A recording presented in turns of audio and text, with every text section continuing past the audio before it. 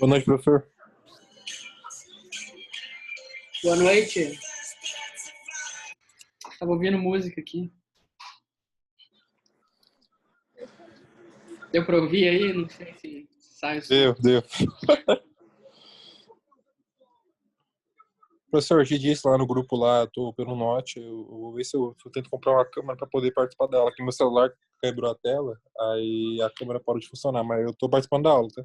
Beleza, Kaique, tranquilo. Eu vou mutar aqui, tá? Beleza. Boa noite, Aliadne. Boa noite. Dale, Tomioca. Boa noite. Deixa eu ver aqui. Deixa eu ver se eu tenho alguma coisa para colocar em cima para segurar.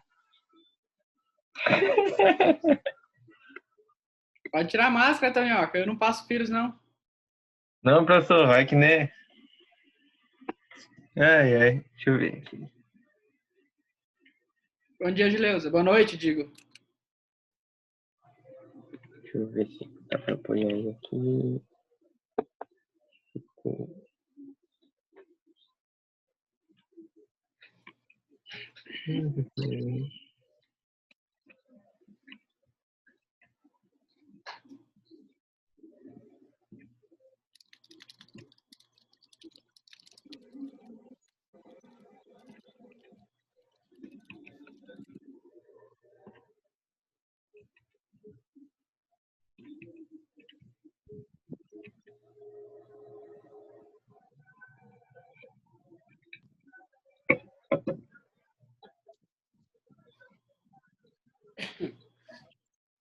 Esperando o pessoal entrar.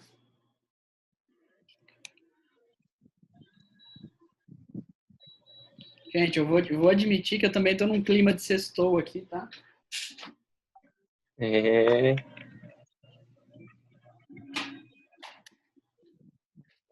E professor.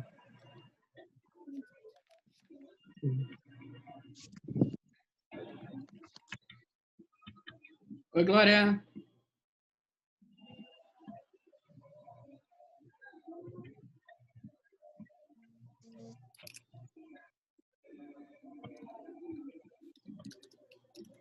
O professor já tem as notas das provas?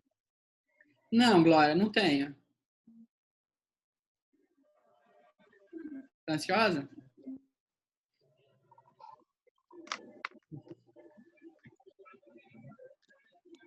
Até semana que vem eu vou ver se já tá com tudo em dia, tá?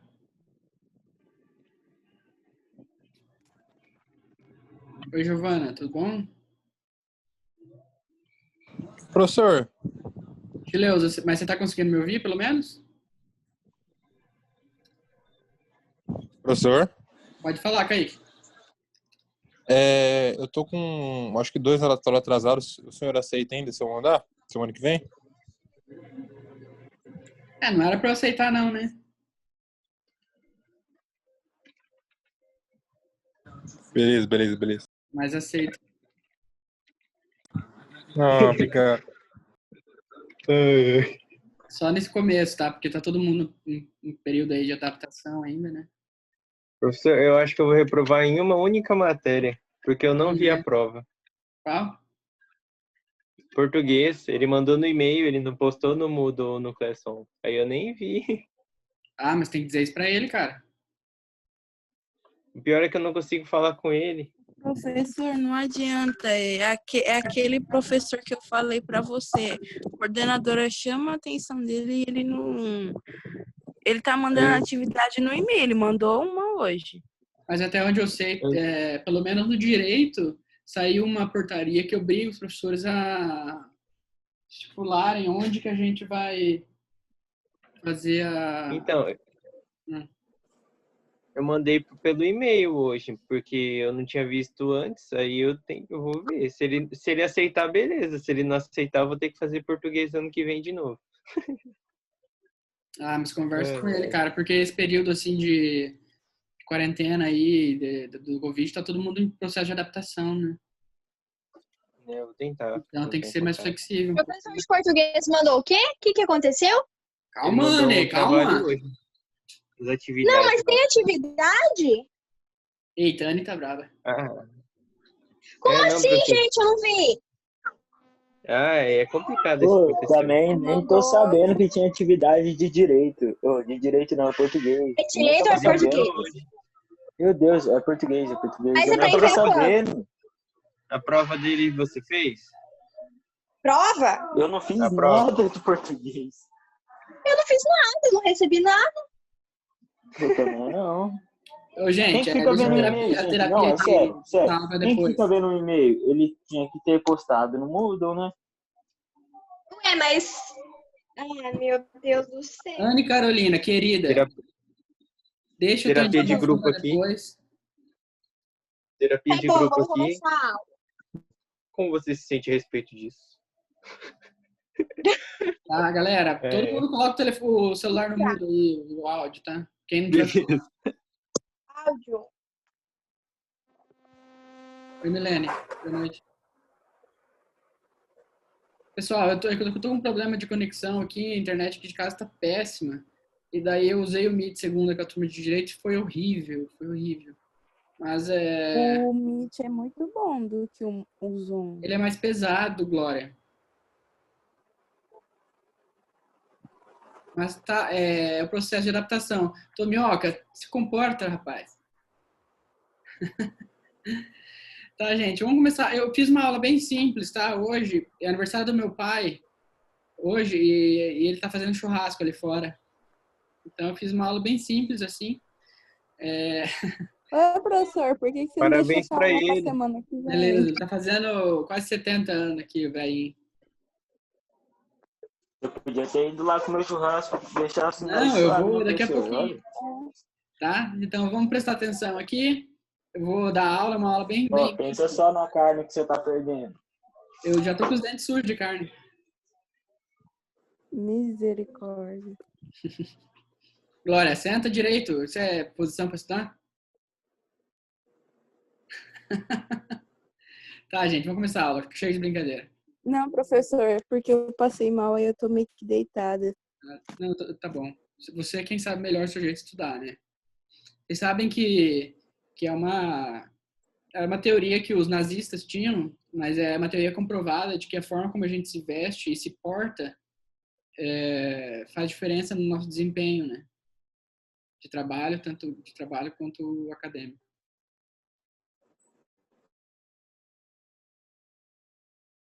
Tudo bem? Então vamos assistir uma aulinha bem interessante. É porque como eu achei que era no Meet, eu ia no computador, mas no computador tem que baixar o Zoom até... Ah, entendi.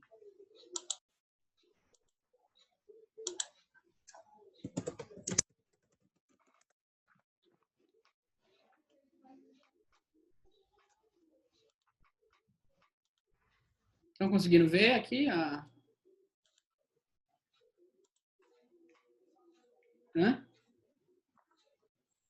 Não. Estão vendo a tela que eu estou compartilhando? Não. Desenrosca. Agora abriu. Agora funcionou. Beleza.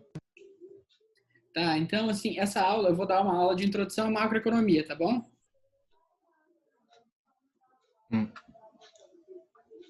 Eu não quero seguir, assim, estritamente um roteiro, tipo, vamos entrar nisso, nisso, nisso. Eu vou seguindo conforme eu acho que os assuntos vão se tornando mais importantes, tá? Então, assim, uma introdução à macroeconomia para vocês. Vocês já tiveram uma aula de introdução à macro?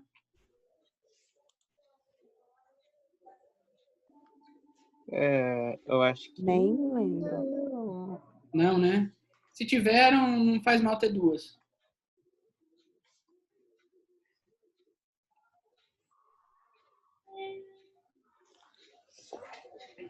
Tá? Então, assim, ó, a descrição do que é economia é a mesma que eu tinha colocado na nossa primeira aula. Do mesmo autor, inclusive, que é o Alfred Marshall. Ele define a economia como o estudo do homem nos negócios comuns na vida. Examina, então, a parte tanto da ação individual quanto social, estreitamente ligada à obtenção de recursos e o seu usufruto. Para o quê? Para o bem-estar, né? Então, qual a diferença da macroeconomia para essa definição do Marshall? Na época do Marshall, ainda não existia a chamada macroeconomia. Para eles, ainda, na época, toda a economia era a economia do indivíduo, né? O indivíduo na sua vida particular, tanto quanto na sua vida coletiva, né? Na sua vida social. Então, essa definição do Marshall também se aplica para a macroeconomia quando a gente pensa essa definição em termos agregados. Então, quando a gente olha indivíduo, a gente pensa em grupo. Quando a gente pensa no social, a gente pensa em sociedade. Certo? A mesma definição se aplica para o todo. Aí, esse cara aqui, vocês estão conseguindo ver a foto desse bigodudo aqui? Sim. Esse é o Keynes. Alfred Maynard Keynes.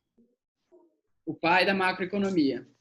E esse livro ali em cima, A Teoria Geral do Emprego, Juro e da Moeda, foi o livro que inaugurou a macroeconomia na sociedade e especialmente na ciência econômica, né? Dá que vocês conseguem ler? A Teoria Geral do Emprego, do Juro e da Moeda?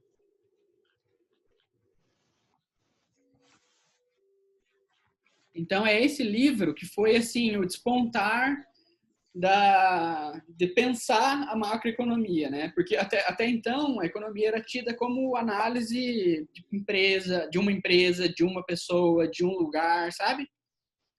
Com Keynes, foi a primeira vez que isso apareceu para ser pensado no âmbito macro. Foi a primeira vez que a economia passou a ser pensada como uma forma ativa de mudar a vida dos cidadãos, sabe? Através da macroeconomia, é possível pensar uma sociedade como um todo. É possível pensar o Estado, principalmente, como um indutor, um ator que pode alterar, influenciar na vida das pessoas, para bem ou para mal. Mas antes disso, antes desse livro aqui, a economia era pensada de uma forma totalmente diferente. Pode falar, alguém que tentou falar. Alan, pode falar.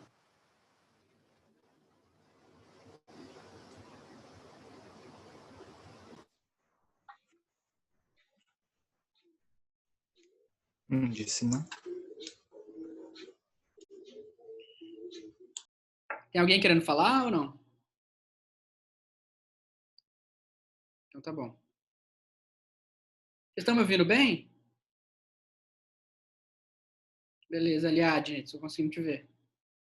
Então tá. Então, assim, o Keynes, ele é um personagem, assim, muito importante quando se fala em economia, né? Você gostando dele ou não, ele foi um ator, um teórico que, de fato, fez muita diferença na história da economia.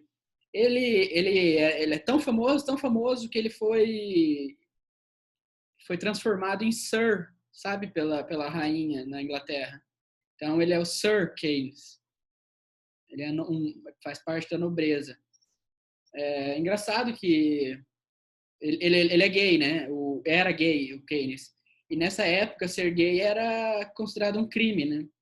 Não sei se vocês já assistiram aquele filme Jogo da Imitação, A Máquina da Imitação. É esse o nome?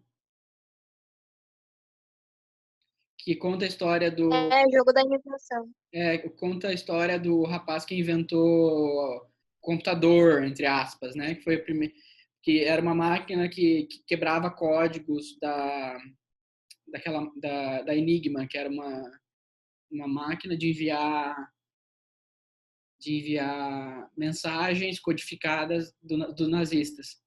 E esse cara que inventou essa máquina, que teoricamente ganhou a Segunda Guerra Mundial, ele foi o responsável pelo dia D, né? Dia D é o dia que foi de fato assim percebido como os aliados ganharam a guerra dos nazistas. E foi através dessa máquina, desse cara, que os aliados conseguiram descobrir as posições nazistas para acontecer o dia D. E esse cara, ele era gay, e ele foi morto, sei lá como dizer isso, né? Ele foi morto pelo Estado por ser gay, né? Isso nos anos 40, 50, nos anos 50.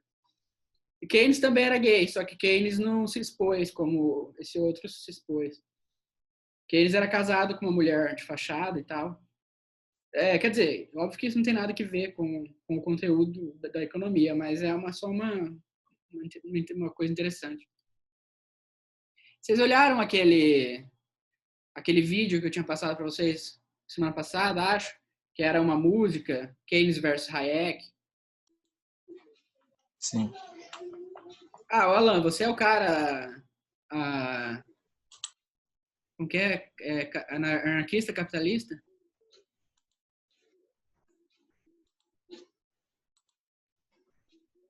Não considero, mas tudo bem. Era você que estava debatendo comigo aquele dia, né? Sim. Então, sobre o aspecto da política pública, então, assim, a partir de Keynes, a macroeconomia nasce e a possibilidade de o Estado interferir na economia começa a ser tratado por todas as nações, né? Então, o que é uma política? Quando a gente pensa em política pública, a gente tende a pensar em algo assistencial, né? Uma política social. Mas uma política pública é muito mais que isso. Ela pode ser qualquer ação pública, né? Como o nome diz, ao pé da letra. Uma política pública é uma política do setor público. Pronto. Né? É uma ação pública. Mas acho que vocês concordam comigo que o nome política pública remete a ações sociais, né? Então, o que é uma política pública? Nada mais é do que uma ação do Estado, visando um resultado positivo para a sociedade. Visando, né? O que não quer dizer que aconteça. Como o Alan com certeza concorda. Concordo totalmente. Esse cara em cima, que não é o Hayek nem o Keynes, ele é o Schumpeter. Falei dele para vocês, né? Ele foi o primeiro cara, depois do Keynes, foi o primeiro cara a perceber que na economia as coisas não precisavam necessariamente seguir um ciclo natural, né? Porque até então, para Keynes, você tinha ali uma equação que a renda é igual ao consumo, mais investimento, mais os gastos do governo, mais a balança comercial. Então, assim, não havia nenhum fator exógeno, por exógeno entende, de fora dessa lógica, que altera o ciclo de negócios, né? a estrutura de negócios de um objeto. Aí Schumpeter veio e falou assim, não, cara, tem um negócio muito louco que acontece que chama inovação.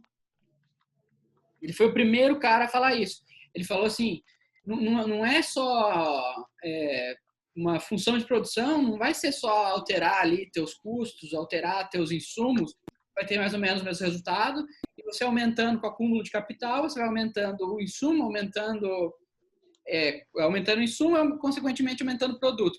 Falou, não, às vezes você não tem nenhum aumento de capital, nenhum aumento de insumo, só que você coloca esses insumos de forma diferente, de forma inovadora, você tem um produto maior. Ele foi o primeiro cara na história da economia a pensar isso, que pra gente parece bastante óbvio, né? Pensar a inovação como algo... sei lá, você tem 10 pessoas na sua empresa, você tem 100 unidades de insumo por ano, de qualquer insumo por ano. Você consegue pensar hoje em dia que é uma coisa óbvia, que se você fizer bom uso dessas 10 pessoas, o melhor uso possível desses 100 unidades de insumo, seja qual for, você vai ter um resultado. Se você não fizer tão bom uso, você vai ter outro. Então, dependendo de como você usa isso, você pode ter resultados diferentes. E antes de Schumpeter, todo mundo acreditava que era assim, existia um ciclo, meio que como se a economia fosse um sistema fechado. Aí, a partir do Schumpeter, a gente começa a observar a economia como um sistema aberto, né? Que daí dá margens ao início, né? O início de se pensar a economia como uma ciência da complexidade. Me fiz mais ou menos claro?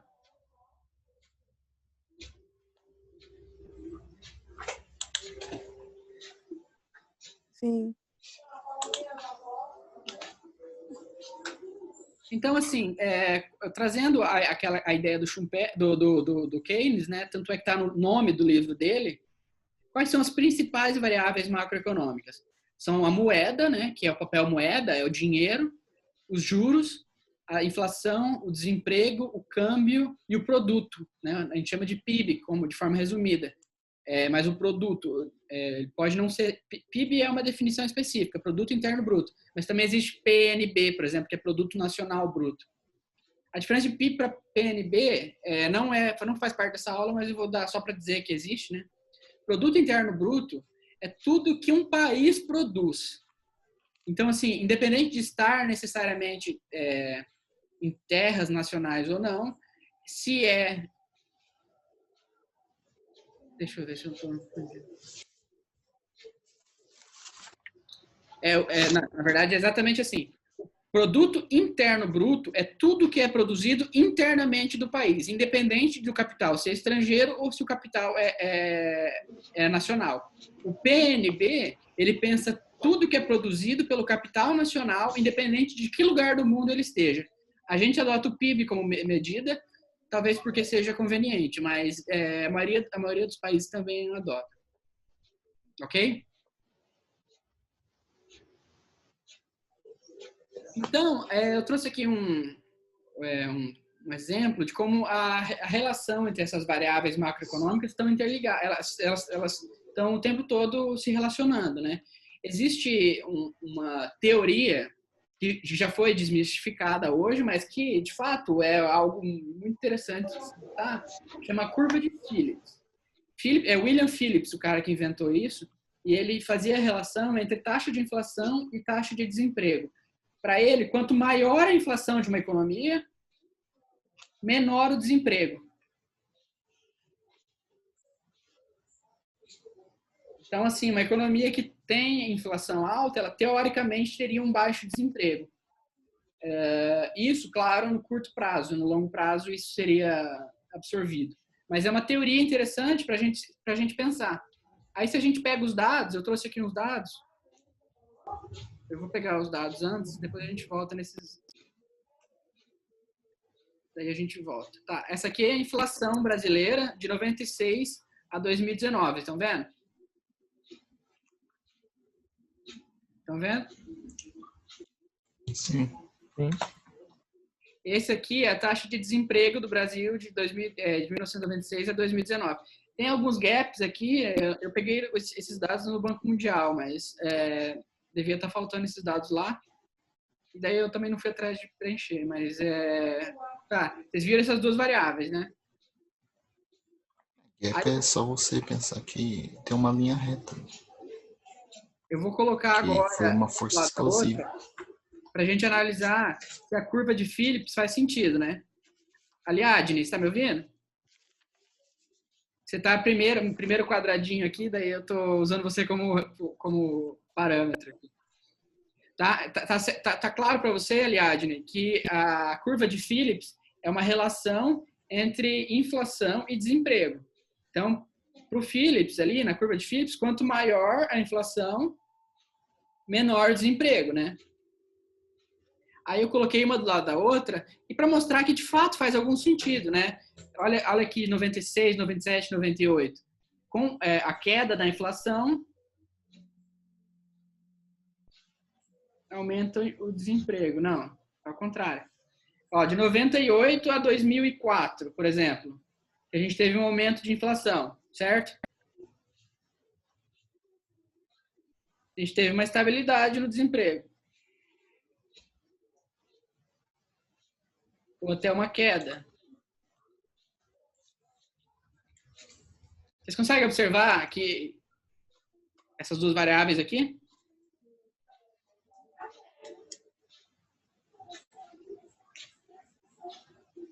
Tem uma certa correlação, mas não é totalmente correlacionado. Mas é interessante observar isso, porque até alguns anos atrás, a curva de Phillips ela era tida como algo bastante verdadeiro, sabe? Hoje já não. Hoje todo mundo sabe que existem outras variáveis muito mais determinantes para a inflação, principalmente, né? Por exemplo, o Brasil aqui na época da Dilma, em 2014, 2015, que a gente começou a ter uma alta muito grande de inflação, mas ao mesmo tempo o desemprego também não abaixou, né? Então, o que a gente viveu nesse momento foi um período de estagflação. Ao mesmo tempo que não havia crescimento, não havia aumento de emprego, também havia aumento da inflação. É o que a gente chama de estagflação, que é um processo bastante raro de se acontecer. Tá, voltando então aqui. Uma política monetária é uma política pública. E a política monetária ela é uma política macroeconômica. Quais são as variáveis de uma política monetária? É o papel moeda, são os títulos públicos e a taxa de juros. A gente falou sobre isso na primeira aula, vocês lembram? Que essas são as formas do governo se financiar e tal. Isso assim pensando sobre perspectiva macroeconômica, né? Antes a gente estava falando, o governo pode se financiar de tal jeito. Mas agora, pensando sobre perspectiva do governo enquanto agente de fazer a mudança da economia, a política monetária já não é vista mais como uma política que tem resultados concretos na política pública de fazer a economia crescer, por exemplo, né? A emissão de moeda, mudanças na taxa de juros e tal, elas não são políticas eficientes, principalmente no médio e longo prazo. Durante muitos anos, a política monetária foi usada de forma ativa para ter alterações nas variáveis econômicas, né? Como impulsionar o PIB. Certo? Então, uma das formas de política pública dentro da macroeconomia é a política monetária. A outra, e talvez a principal política pública dentro da macro, é a política fiscal. O que vocês entendem por fiscal? Fiscal é tributo, né? Mais ou menos ali, né? Fiscal. O fisco, né? O fiscal vem de fisco. O fisco é o órgão arrecadador, o órgão que taxa, que o Alan odeia, né, Alan? Imposto é roubo. Não, eu não odeio. Imposto é roubo, Alan? Não, eu não odeio, pô. Eu tava reclamando da injeção de dinheiro do Fed. Não só do Fed, como todos os bancos centrais. O que foi, menina? Pago você, filho. Eu tô tendo aula. Ô, Giovanni, desliga teu áudio aí, cara.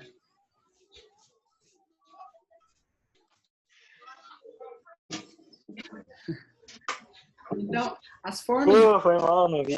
Capaz, Giovanni, tranquilo. As formas de política fiscal, elas podem se dar através dos impostos, né, que é a coisa mais elementar, mais óbvia, as taxas, a fiscalização, né, o aperto da fiscalização e também dos benefícios. benefícios fiscais. Especificamente na diretoria que eu trabalho, na Secretaria da Fazenda, a gente dá benefício fiscal, né? A gente tem uma diretoria que analisa as demandas das empresas por benefícios fiscais. A empresa vem lá e fala assim, não, ó, se você me der uma diminuição de 4% no ICMS, eu invisto 100 mil reais na cidade de Teabiru, sei lá. Isso nem aconteceu, né? Só um exemplo aleatório. Mas, então, a política fiscal é tida como a melhor forma, a forma mais eficiente de fazer política pelos governos. É a forma que, de fato, traz resultados. Ok? Qual? Deixa eu anotar aqui. Existem 3 grandes formas de política macroeconômica. É a política monetária, a política fiscal e a política cambial.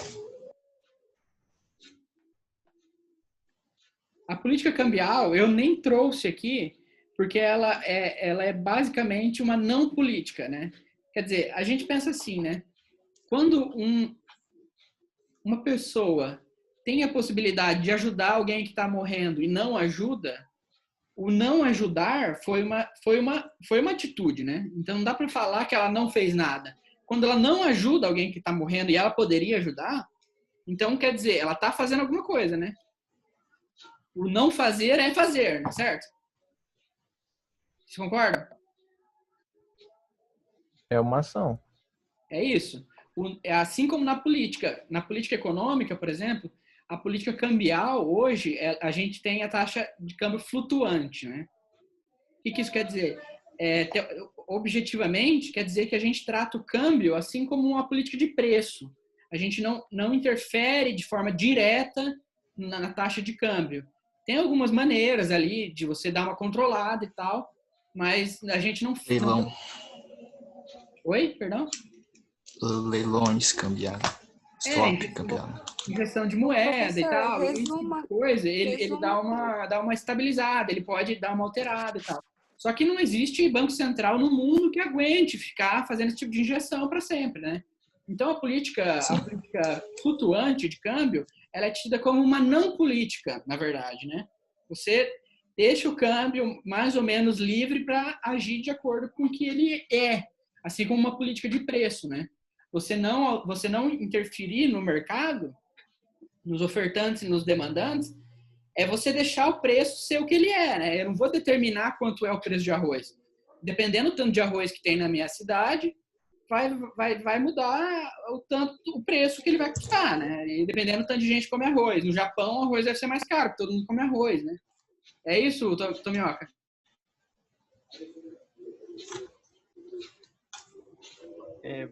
Mais ou menos.